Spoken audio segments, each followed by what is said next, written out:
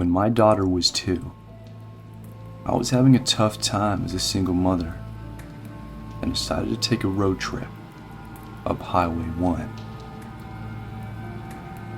I made reservations in Trinidad at a cool cabin in the woods within walking distance of the beach. Before I left, my stepfather gave me a loaded .38 revolver, which I stored under the driver's seat. Sometime after driving through San Francisco, it was very late and dark, and nobody was on the highway. My daughter was sleeping peacefully in her car seat next to me, and back then we could legally have seats in the front, so she was in the front with me. Out of nowhere, I noticed a car coming up from behind me. It then passed and slowed down, driving alongside of me. I sped up and slowed down, but could not shake him. I looked over, and this guy had his interior light on and was furiously gesturing for me to pull over.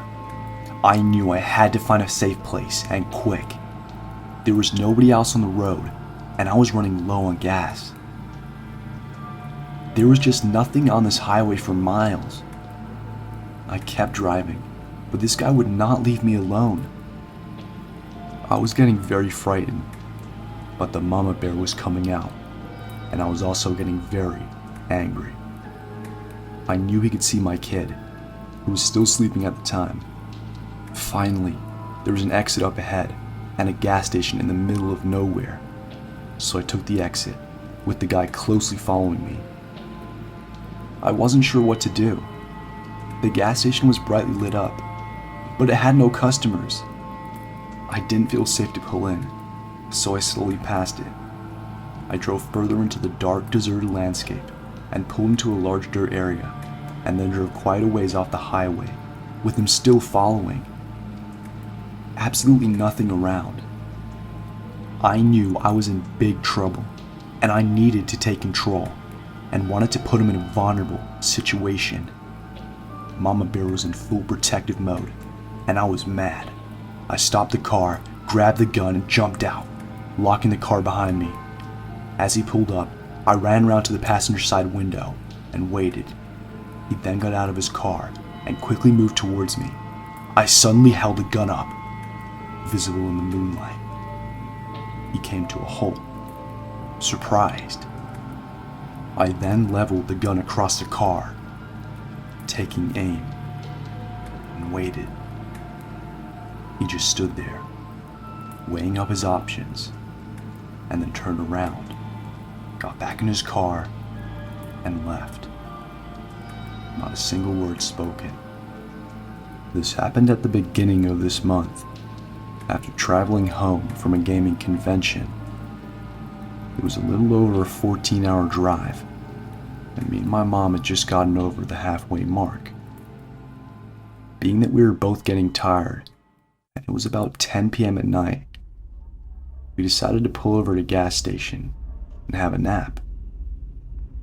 Our initial thinking was that because this gas station was a 24/7 one, and it was right off the highway, it would be an okay position to stop and have a nap. Especially since we had been there before, just not this late. So we decided to park, lock the doors, and go for a nap. It had been about 2 to 3 hours after we had stopped, and I awoke and looked over to see my mom awake as well.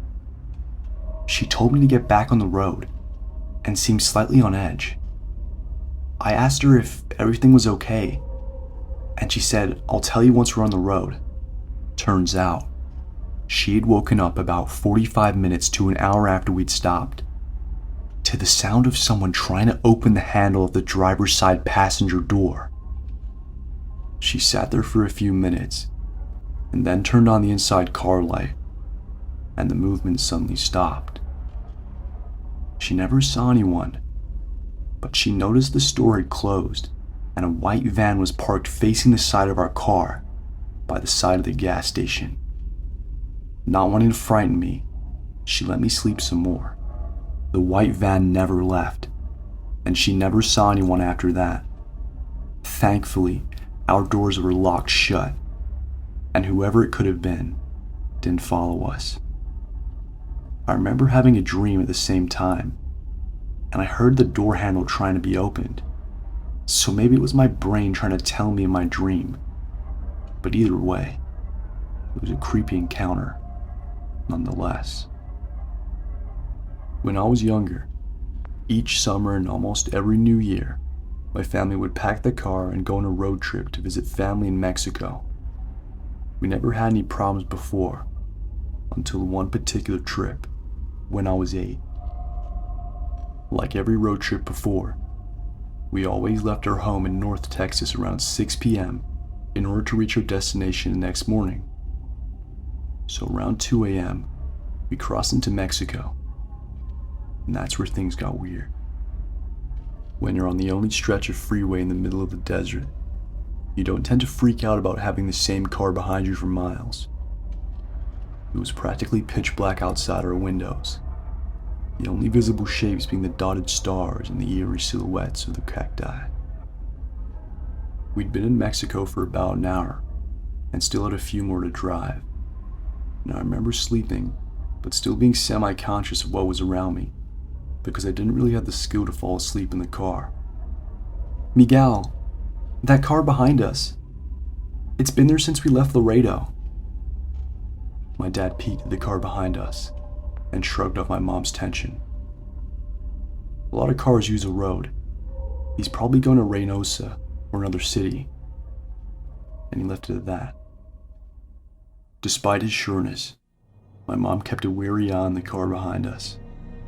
By this time, my siblings and I were hyper aware of the car and entertained ourselves while watching the car through the gaps in the luggage that blocked the rear window. We got tired pretty quick. "He's getting closer," my mother noted, and we turned to watch the car inch closer and closer to ours. "He's too close, Miguel." And she was right. By this time, the car was practically pressed against the rear of our car, and on a lonely stretch of highway in the middle of nowhere, with another few hours until daylight. It was downright scary. We couldn't do much. My dad didn't slow down, didn't stop, and he didn't speed anyway either. He just drove, and the car followed.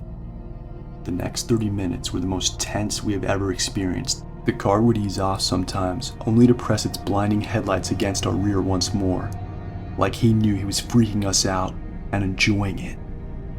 It was only during one of the periods that the car had pulled away that my mom spotted a police car up ahead, parked on the side of the road, and she didn't miss a beat. "Pull over, right in front of the police. Pull over now, Miguel." And he did.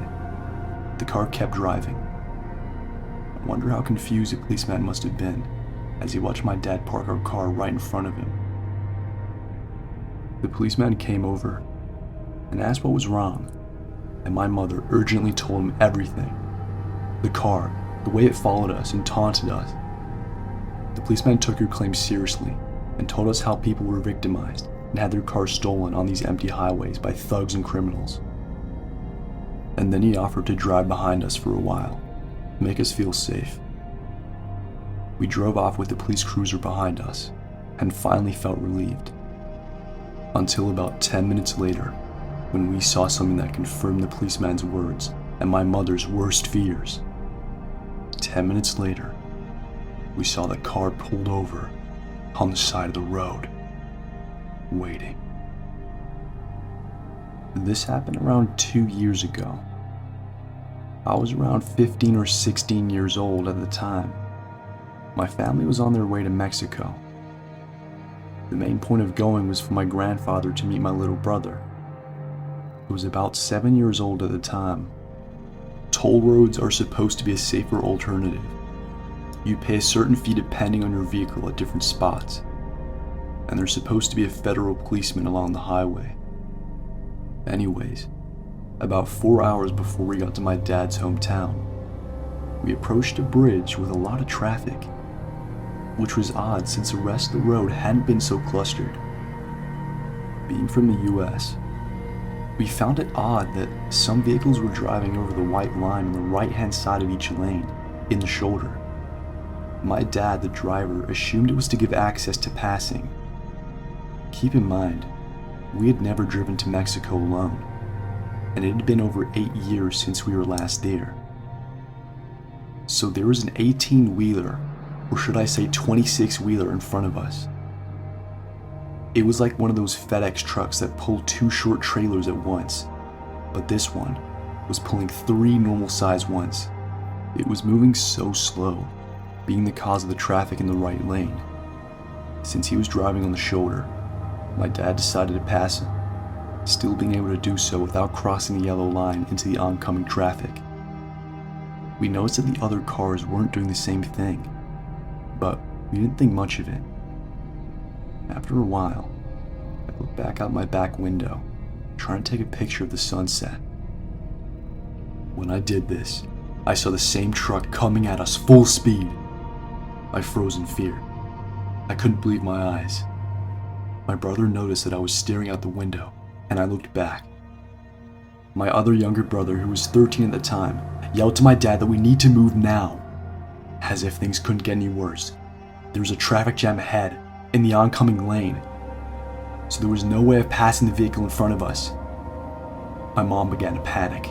Her undiagnosed anxiety was getting to her head, and she was constantly turning in her seat, yelling to my dad the truck didn't seem to be slowing down. My dad managed to calm her down, and we refused to look back and build onto the anxiety. About 3 minutes later, my 7-year-old brother looked back and said the truck was tailing us. The truck was flashing its bright lights at us, and the driver's arm was out the window, shooting us a middle finger and motioning for us to pull over. As if a miracle, the traffic was clearing out an exit. My dad managed to leave the truck behind. Around 30 to 40 minutes later, the same truck came flying past us, passing us as we were going up the hill. He blared his horn and pulled into the correct lane again as a tiny white car came over the steep hill. To this day, I still get chills thinking about what could have happened if my dad pulled over.